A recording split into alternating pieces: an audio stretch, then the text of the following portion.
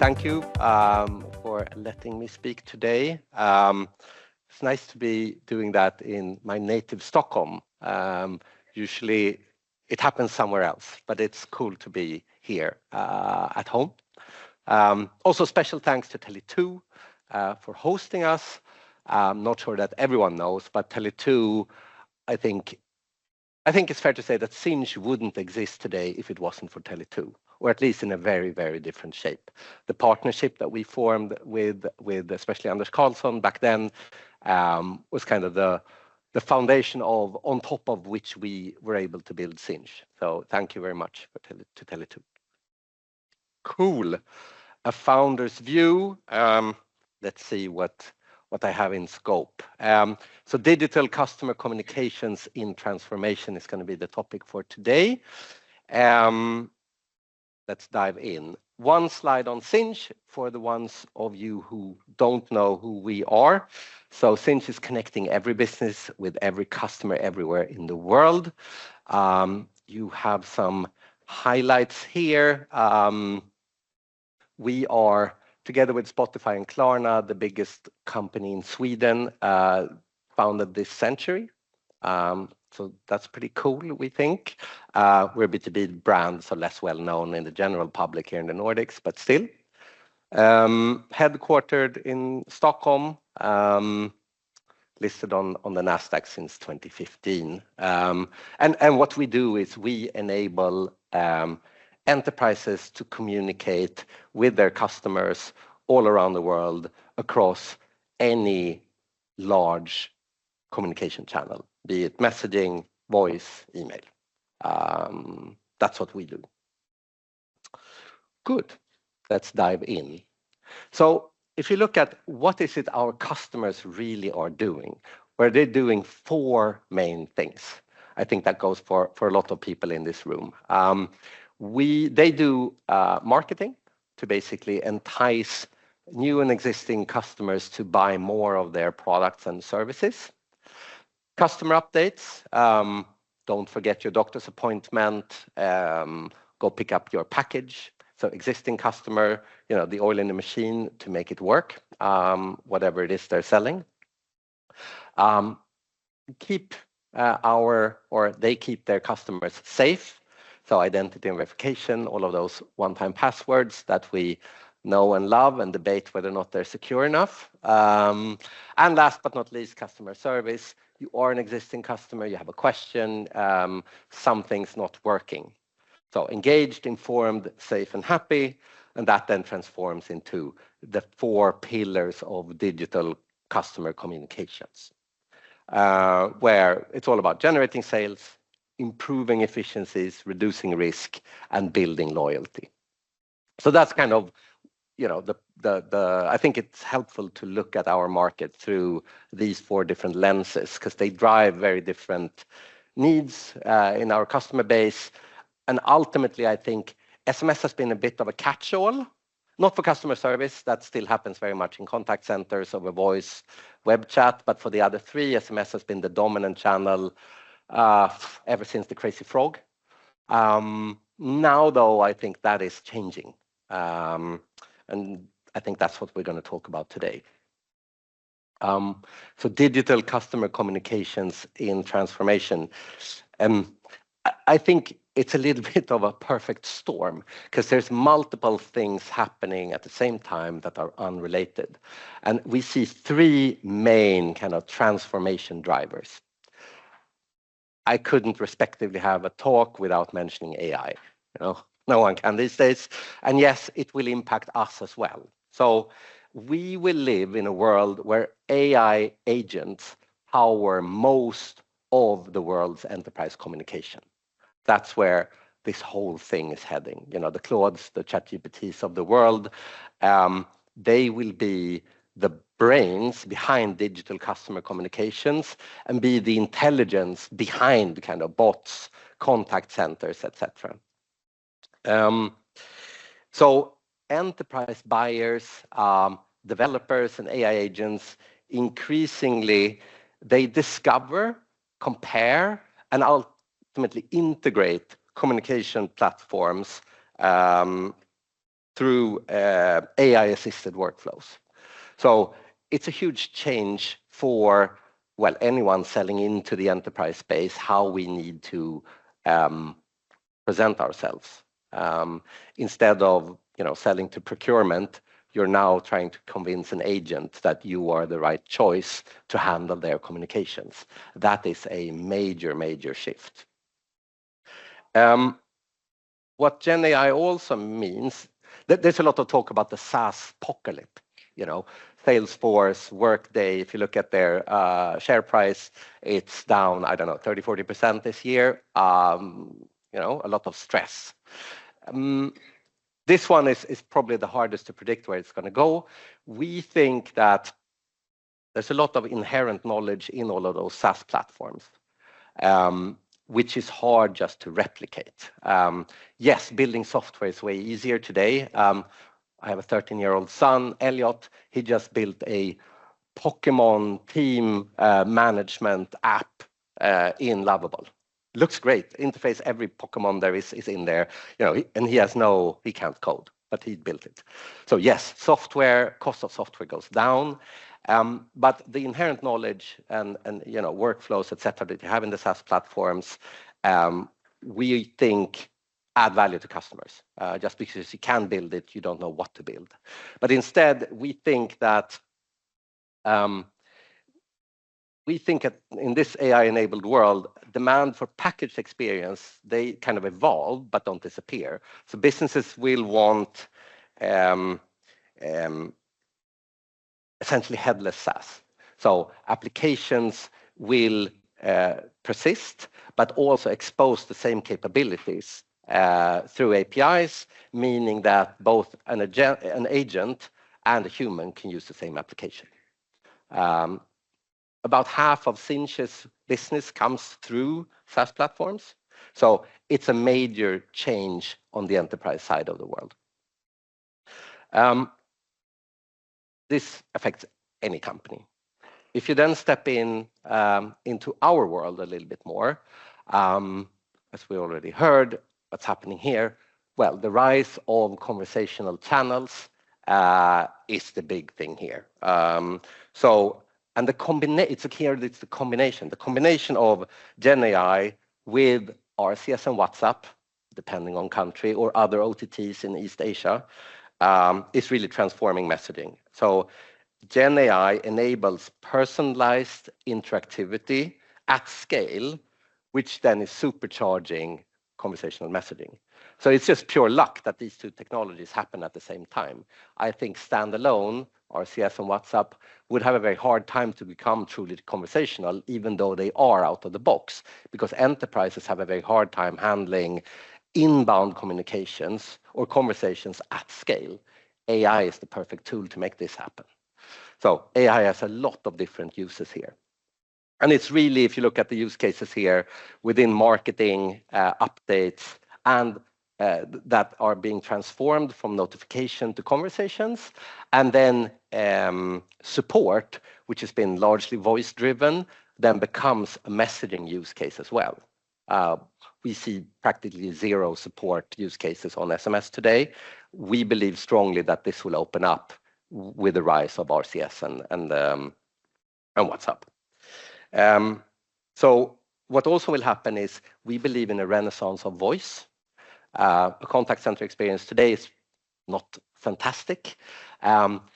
Imagine a future we have infinitely scalable voice bots that are all knowing both about the company services and products and about you. That is the foundation of a good service experience. Obviously, this requires a lot of work on the enterprise side because you need all your data to be connected and the voice bot to be having access to all of this. That's not a small feat. That will take years for that transformation to happen, but that's really where this thing is heading. So we're quite bullish. There's a lot of change in the software layer. We believe that there will be growing demand for communication services, and let's call it the network layer, will remain largely unchanged, at least the behavior and the demand for comms. All of those agents need an output channel and an input channel, and in this room, that's what we provide. Last but not least, we have network APIs. I think mobile operators have been trying for 20 years to launch something like this. Parlay, Parlay X, One API, Mobile Connect. Today, the flavor is Camara. It's been a very long journey. I think that we're now at an inflection point where kind of broad adoption of at least the identity and authentication APIs within the Camara suite looks likely. I wouldn't have said that a year ago, 2 years ago. Now there's enough signals that I think this will actually happen.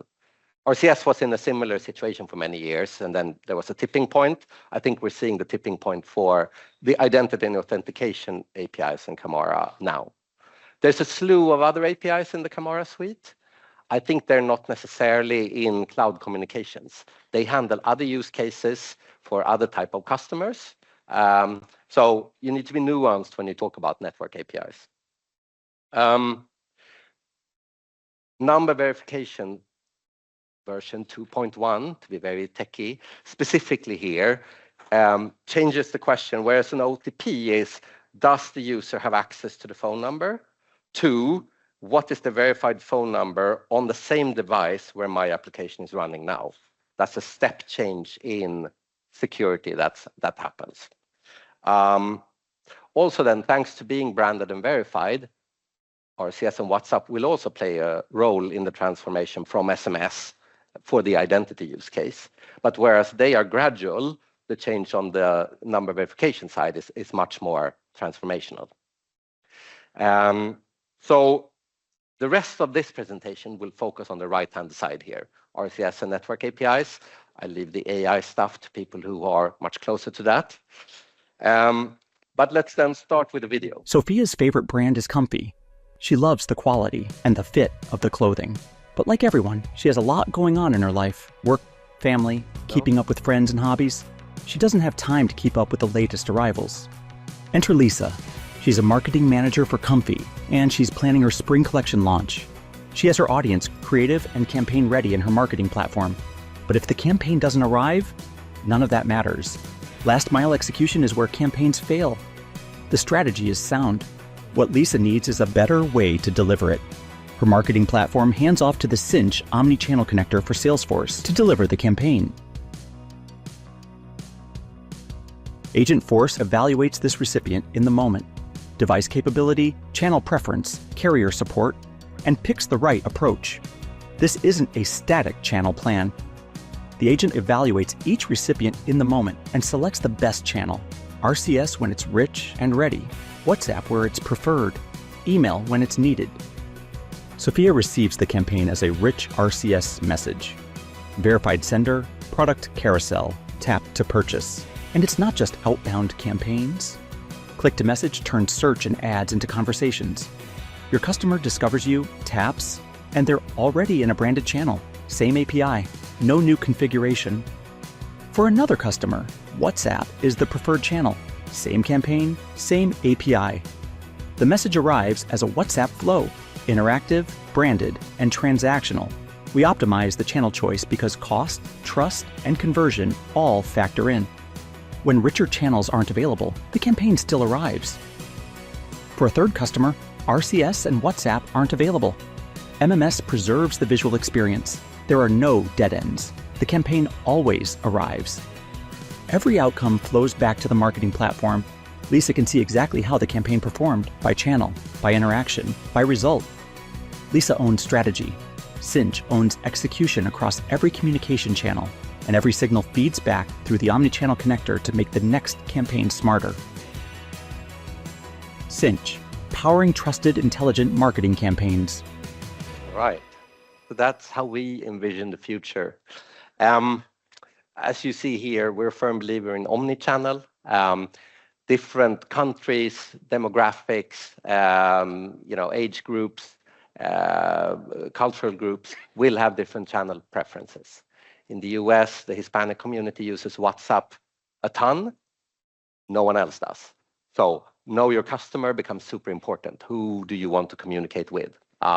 That's why we do believe that, WhatsApp, other OTTs, and then email, etc., have a place in a company's communication mix. Then we might have a special affinity for RCS, but that's kind of besides the point. Why is this happening? I think you've... Okay, the floor is breaking here. I think you have seen these kind of slides before, but let's go through it for the people who might not be so familiar with RCS. What's so special about it? What changes if you compare with SMS today? I typically say it goes from, it's like the change from black and white TV to color TV. What does that look like? You have branding in there. So you can have your logo, your colors, etc., not just black and white. A verified sender. Phishing is a big problem in SMS. With RCS, thanks to the fact that the mobile operators will scrutinize every business that want to use the channel, we will have a higher level of security. It's not foolproof, it's not 100%, but it's much, much better than SMS. Better analytics, so a big change is read receipts. You have it on email, you don't have it on SMS. Now you'll actually know if your customer looked at the message or not. Huge for marketeers, where there's a lot of, you send something, you don't know what happened. Rich media, so images, video, etc. And then the integrations into the Google ecosystem or the Apple ecosystem with URLs, maps, contacts, calendars, dialers, much easier to create essentially an app-like experience within your native inbox. So you don't need to download anything, which is also fantastic. A lot of people have RCS today and have no idea that they do.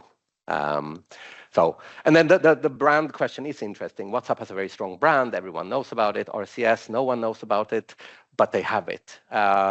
Do brands want to kind of co-market with a very strong WhatsApp? Or do they prefer the neutrality of a telco acronym? I think that it's going to be mixed sentiments within the kind of enterprise community on that side. And as said, marketing, updates, and support is really the use cases on this side. If we look at the number verification side, and here the comparison is both with text messaging and with kind of version 1 of number verification. There's so many names and there's so much confusion. That's why I'm using the kind of the Camara version naming. But yeah, first of all, higher conversion. So frictionless UX, what happens is basically you get verified by a back-end API call instead of having to input a one-time password. Much easier for the subscriber. So you have less drop-off in that process. And the conversion is interesting from a brand perspective because especially if it's for sign-up, you might have a very high customer acquisition cost. So a higher conversion saves customer acquisition cost. So even if the transaction might be more expensive versus an SMS, you make that back on lower CAC. So that's very, very important. Now I'm hoping the pricing won't be higher than SMS anyway, but there's this factor to think about. Build consumer trust. So number verification is phishing resistant. That's super important. This is a big problem in the market today on SMS. You have better coverage than, well, both SMS and kind of version 1, thanks to the fact that Wi-Fi and wired support is included in version 2.1 on top of cellular. And also then dual SIM cards are supported, which is important in many countries where you have that. Last but not least, you have a lower total cost of ownership for the brand. There will be no AIT, so reduced fraud processing saves you money as a brand, and ultimately you get improved compliance. So this is why we believe that number verification after a very, very laborsome birth will actually happen now. If we look at some numbers, left-hand side, this is for Mobile Squared, their most recent projection about SMS, WhatsApp, and RCS growth. So you see a total CAGR of the entire market of 14%, with a slow decline of SMS. I was on a panel 2019. The question was, will SMS be here in 2029? I was the only one who said yes, and I wasn't very sure of myself. But I think now it's fairly certain that SMS will be here in 2029. Right-hand side, this was in our annual report, which is why we can share numbers. Being listed, it's always tricky. But this is our RCS volume by quarter. It has grown by 3.6 times the last year up until Q4 25 to a total of 3.8 billion. That's about 2% perhaps of our total volume. What I want to say with that is it is happening. Even RCS has been slow going, but this is we really see it now that traffic is shifting. It's no longer theory, it's actually practice. The Nordic transformation opportunity, the place we're in. Again, these are mobile squared numbers where you see across the 4 Nordic countries what the division of traffic by use case is. So just short of half is SMS OTP.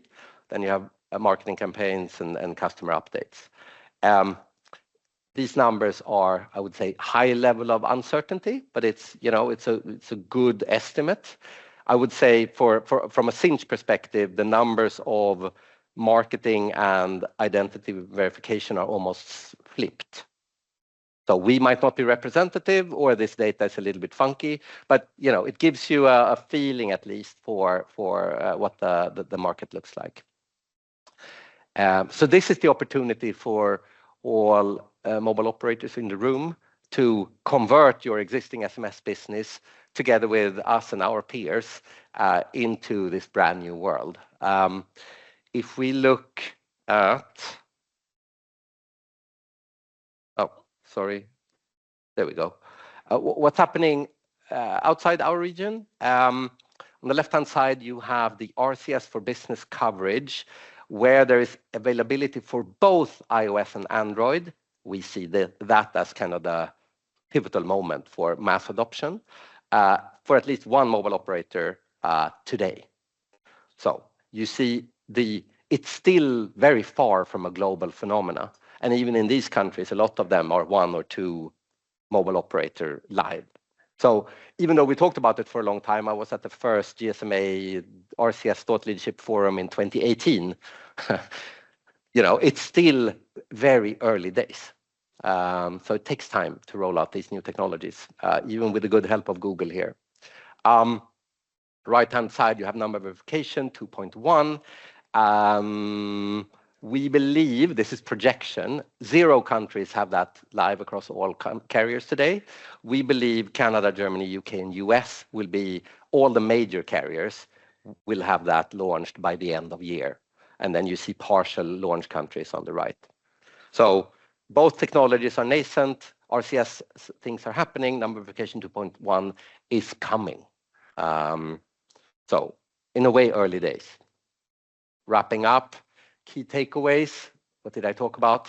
So LLM-powered agents are changing how businesses discover, select, and integrate services. Applications are evolving into experience layers, with businesses demanding a blended approach where capabilities exposed via UIs for business users are also exposed via APIs for agents. Gen AI enables personalization, interactivity at scale, thereby supercharging conversational messaging and bringing about a renaissance of voice. Powered by RCS and WhatsApp, marketing and customer updates transform from notifications to conversations, and customer support becomes a messaging use case. Number verification is becoming an anchor of digital trust, reshaping identity and the authentication of phone numbers. So big changes afoot, very exciting. I wouldn't have thought that after 20 years plus in this industry that we would have the biggest change happening now, but there you have it. With that, I want to say thank you for listening.